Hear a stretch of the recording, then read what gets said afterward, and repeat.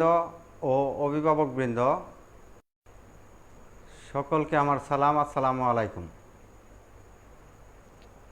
প্রিয় শিক্ষার্থীবৃন্দ, আমি গত ক্লাসে তোমাদের অষ্টের যে বইয়ের ভিতরে দুই ধরনের ঘন বস্তু আছে, তার মধ্যে একটি হচ্ছে আয়তাকার ঘনবস্তু, আরেকটি নাম আছে শুধুমাত্র ঘনক।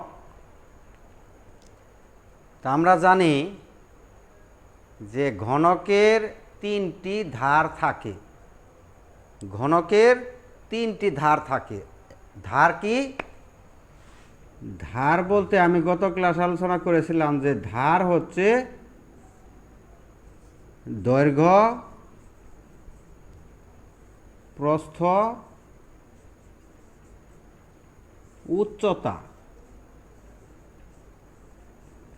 উচ্চতা বা আমরা যাকে বেদ বলি, বেদ, বয়াকার ধ, বেদ। অর্থাৎ একটি ঘনকের তিনটি ধার থাকে। একটি হচ্ছে দৈর্ঘ্য, আরেকটি হচ্ছে প্রস্থ,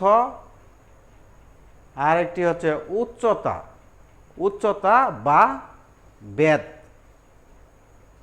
আমরা জানি ঘনক, তোমাকে যদি প্রশ্ন করা হয় যে ঘনক কাকে বলে, ঘনক কাকে বলে?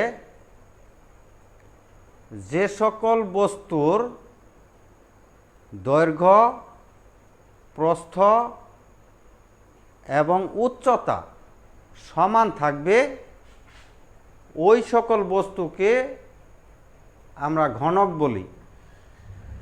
তাহলে ঘনকের যে দৈর্ঘ্য, প্রস্থ, উচ্চতা, এই তিনটি জিনিস সব সময় সমান হবে। যদি কোনো ঘনবস্তুর দৈর্ঘ্য, প্রস্থ, উচ্চতা সমান থাকে, তাহলে ওই বস্তুটাকে আমরা বলবো ঘনক। এখন তাহলে ঘনকের যে যখন আমরা, যেমন আমি এখানে একটি, এই যে এইখানে একটি কার্টুন আমি নিছি, এই কার্টুনের তোমরা দেখতে পাচ্ছ যে এই কার্টুনটির কিন্তু এটি কিন্তু ঘন আকৃতির। অর্থাৎ এই কার্টুনটি হচ্ছে ঘন আকৃতির। ঘন আকৃতিক বলতে এখানে তোমরা দেখতে পাচ্ছ যে এর ধার হচ্ছে তিনটি। একটি হবে দৈর্ঘ্য, আরেকটি হচ্ছে প্রস্থ, আরেকটি হচ্ছে এই যে এটি হচ্ছে উচ্চতা। এই বস্তুটির তিনটি ধার আছে, এই জন্য এই বস্তুটাকে আমরা বলি ঘনক। ঘনক কেমনে বলবো? এর দৈর্ঘ্য, প্রস্থ এবং উচ্চতা তিনটি সমান। তাহলে এটি হচ্ছে একটি ঘনক। এখন এই ঘনকের তোমরা জানো যে একটি ঘন বস্তুর 6টি তল থাকে। একটি ঘনবস্তুর তল থাকবে 6টি। এখন তল কি? তল বলতে আমরা বুঝি এই যে উপরে যে পৃষ্ঠটি আছে, এই পৃষ্ঠটি হচ্ছে তল। এই একটি তল, তারপরে এর বিপরীত পাশে আছে এটি একটি তল, এই একটি তল, এই একটি তল, এইভাবে চতুর্পাশে তার 6টি তল থাকবে। তাহলে এই 6টি তল অর্থাৎ 6টি পৃষ্ঠ সব সময় ঘনকের এই 6টি পৃষ্ঠ সর্বদাই সমান হবে। অর্থাৎ সমান বলতে আবার কি? মানে প্রত্যেকটি পৃষ্ঠ বর্গাকার হবে, বর্গাকৃতির হবে। তাহলে আমরা জানি যে একটি ঘনবস্তু, ঘনকের দৈর্ঘ্য, প্রস্থ, উচ্চতা যেহেতু সমান, তাহলে এই ঘনবস্তুটির প্রত্যেকটি যে 6টি তল থাকবে, এই প্রত্যেকটি তল হবে সমান। যেহেতু দৈর্ঘ্য, প্রস্থ, উচ্চতা সমান, তাহলে এই ঘনকের প্রত্যেকটি তল সমান হবে। আরেকটি জিনিস আমরা জানি যে এই ঘনবস্তুটির, তোমাকে যদি প্রশ্ন করা হয় এই ঘনবস্তুটির যে 6টি তল আছে, এই 6টি তলের এই যে এখানে অর্থাৎ 6টি এখানে তোমরা দেখতে পাচ্ছ যে এই যে কানি যে আছে, এই কানি বা আমরা কোণা বা কানি যাই বলি, এই যে এই কোণ অর্থাৎ এই বিন্দুটি এবং তার এই বিপরীত পাশে এই বিন্দু, এই দুইটি বিন্দু এই বিপরীত পাশে, যে এই বিন্দু আর এই বিন্দুর এর মাঝখানের যে দূরত্ব, সেটাকে আমরা বলি এই ঘনকের কর্ণ। আর আমরা যদি এই পৃষ্ঠ, এই যে 6টি পৃষ্ঠ, এই 6টি পৃষ্ঠের ক্ষেত্রফল যদি আমরা নির্ণয় করি, তাহলে তাকে বলি আমরা এই 6টি পৃষ্ঠের ক্ষেত্রফল যখন আমরা নির্ণয় করব এই ঘনবস্তুর, এই 6টি পৃষ্ঠের ক্ষেত্রফল নির্ণয় করে যদি আমরা যোগ করি, অর্থাৎ এখানে যে 6টি তল আছে, এই 6টি তলের প্রত্যেকটি তলের ক্ষেত্রফল বের করে যদি আমরা এটি আমরা যোগ করি, তাহলে এই সমগ্র এই ঘনবস্তুটির ঘনকের ক্ষেত্রফল আমরা পাব। তাহলে আমরা এখানে ঘনবস্তুর সমগ্র পৃষ্ঠের ক্ষেত্রফল কি হবে, ঘনবস্তুর অর্থাৎ ঘনকের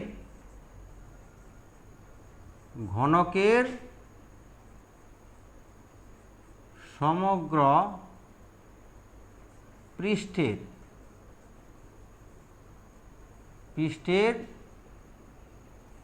ক্ষেত্রফল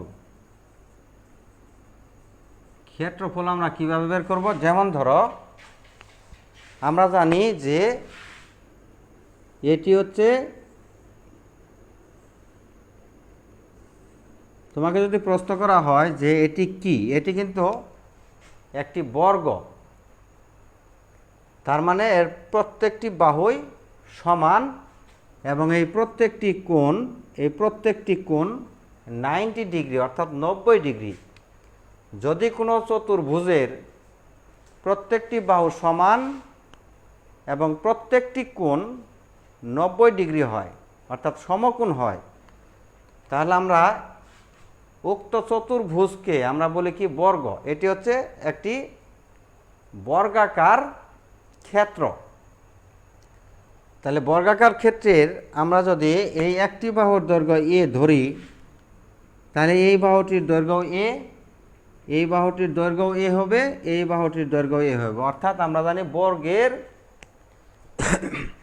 প্রত্যেকটি বাহু যেহেতু সমান, একটি বাহু তুমি যদি এক্স ধরো, তাহলে প্রত্যেকটি বাহুই দৈর্ঘ্য হবে এক্স। তাহলে এইখানে আমরা যদি বলি এই বর্গ, আমি যে চিত্রটি নিয়েছি, যে বর্গক্ষেত্রটি নিয়েছি, এই বর্গক্ষেত্রের ক্ষেত্রফল কি হবে?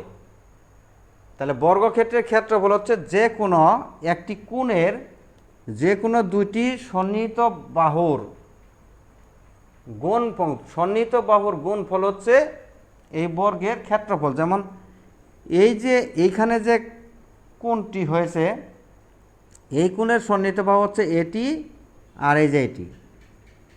তাহলে এই দুইটি বাহু অর্থাৎ এই বাহুটির দৈর্ঘ্য হচ্ছে এ, এই বাহুটির দৈর্ঘ্য হচ্ছে এ। যদি আমরা গুণ করি এ গুণ এ, যদি আমরা গুণ করি তাহলে ক্ষেত্রফল হবে এ স্কোয়ার। তাহলে আমরা জানি যে বর্গের ক্ষেত্রফল হচ্ছে এ স্কোয়ার।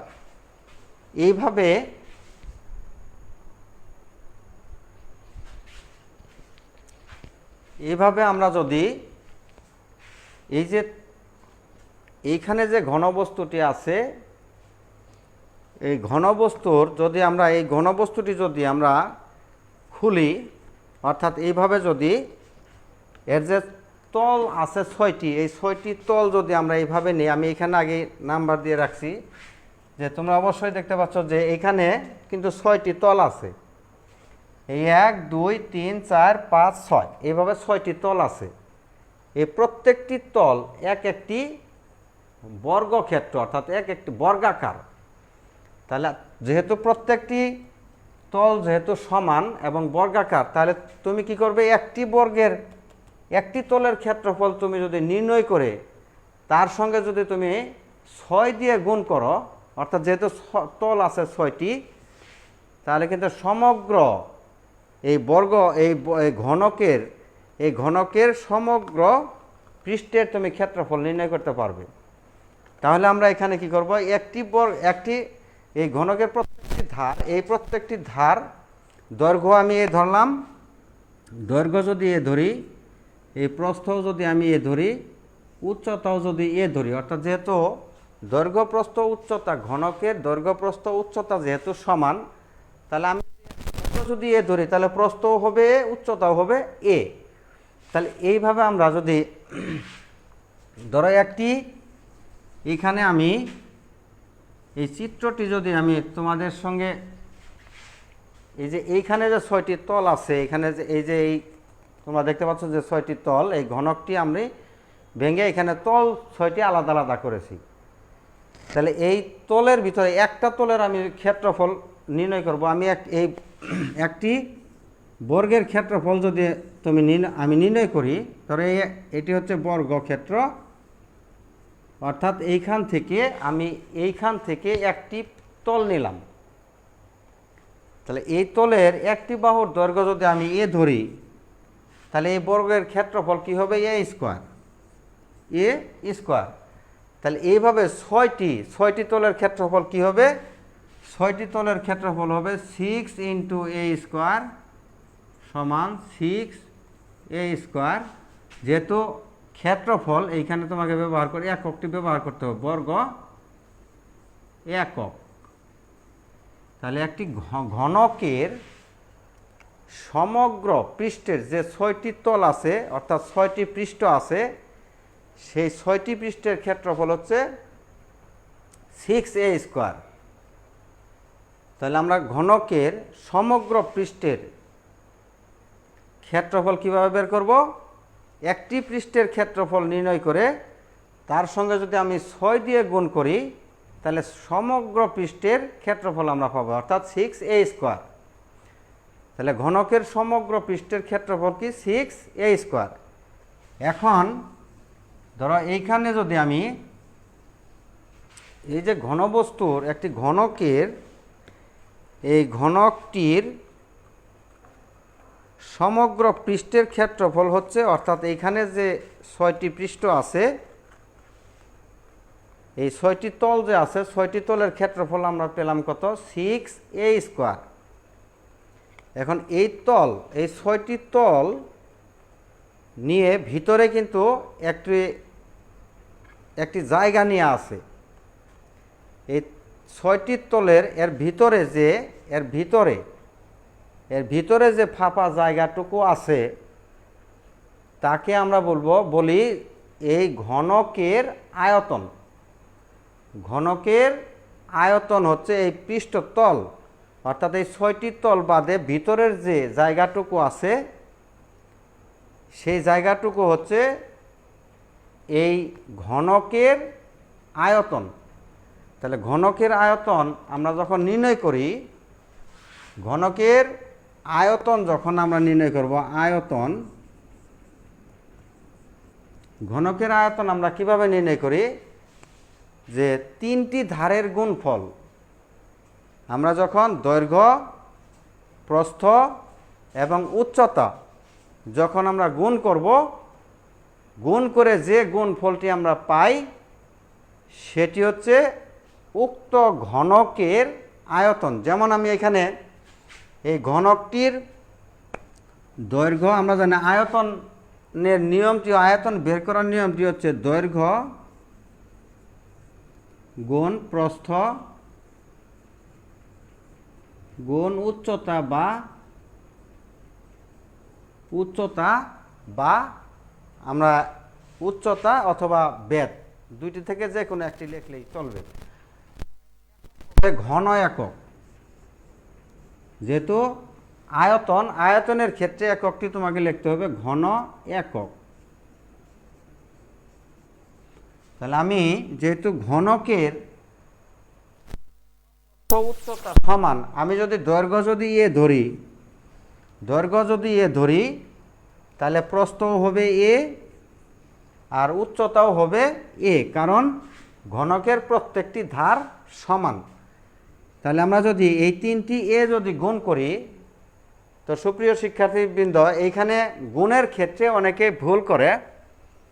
তোমাকে মনে রাখতে হবে গুণের ক্ষেত্রে যে প্রত্যেকটি, এই যে এইখানে যে এ তোমরা দেখতে পাচ্ছ, এই এর কিন্তু একটি করে পাওয়ার আছে। পাওয়ার যদি না থাকে তাহলে তোমাকে 1 ধরতে।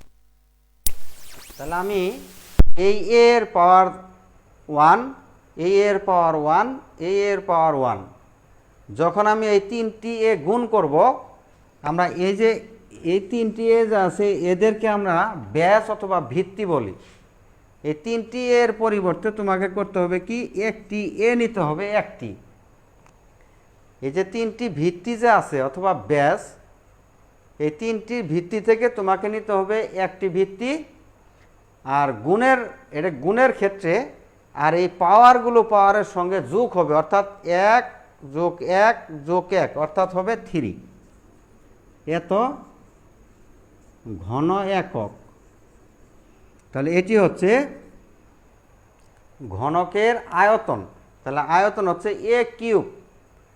তাহলে আমরা ঘনকের আয়তন কিভাবে নির্ণয় করব, এ কিউব, অর্থাৎ দৈর্ঘ্য পূরণ প্রস্থ পূরণ উচ্চতা, এই 3টি যেহেতু সমান, তাহলে তুমি যদি একটি এক্স ধরো তাহলে এখানে হবে এক্স কিউব।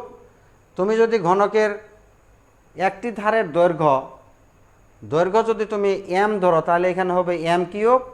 এইখানে যদি পি ধরো তাহলে ঘনকের আয়তন হবে পি কিউব। তাহলে আমরা এখানে সমগ্র ঘনকের সমগ্র পৃষ্ঠের ক্ষেত্রফল পেলাম 6a², আর ঘনকের আয়তন পেলাম আমরা এ কিউব। তাহলে ঘনকের আয়তন এ কিউব। এখন আমরা নির্ণয় করব যে ঘনকের কর্ণ তুমি কিভাবে নির্ণয় করবে। আমরা যখন ঘনকের কর্ণ নির্ণয় করি, অর্থাৎ একটি ঘনকের কি থাকে, 3টি, অর্থাৎ আয়তন থাকবে, তার সমগ্র পৃষ্ঠের ক্ষেত্রফল থাকবে, আরেকটি থাকবে ঘনকের কর্ণ। তো কর্ণ যখন আমরা নির্ণয় করব, যে আমরা জানি ঘনকের ধার হচ্ছে 3টি। তোমাকে যদি প্রশ্ন করা হয় যে ঘনকের 3টি ধারকে বর্গ করো, তাহলে আমরা জানি একটি ধার যদি দৈর্ঘ্য প্রস্থ উচ্চতা, যদি আমি দৈর্ঘ্য যদি এ ধরি তাহলে প্রস্থও হবে কি এ, দৈর্ঘ্য এ ধরলে প্রস্থ হবে এ, উচ্চতাও হবে এ। তোমাকে যদি প্রশ্ন করা হয় যে একটি ঘনকের 3টি ধারকে বর্গ করো, তোমাকে যদি প্রশ্ন করা হয় যে আমি দিলাম যে এক্স, যদি বলে যে এক্স এর বর্গ করো, তাহলে তুমি কি করবে, এর উপরে স্কোয়ার দিবে। স্কোয়ার দিলে এটা হবে এক্স এর বর্গ। এখন তোমাকে যদি প্রশ্ন করা হয় যে ঘনকের যে ধার আছে 3টি, এই 3টি ধারকে তুমি বর্গ করো, তাহলে তুমি কি করবে, এই দৈর্ঘ্যের কে আমরা ধরছি এ, এর বর্গ করলে হবে a²। যদি প্রস্থ এর বর্গ যদি তুমি করো তাহলে হবে a², আর এই উচ্চতাকে যদি তুমি বর্গ করো a²। তাহলে এখানে আমরা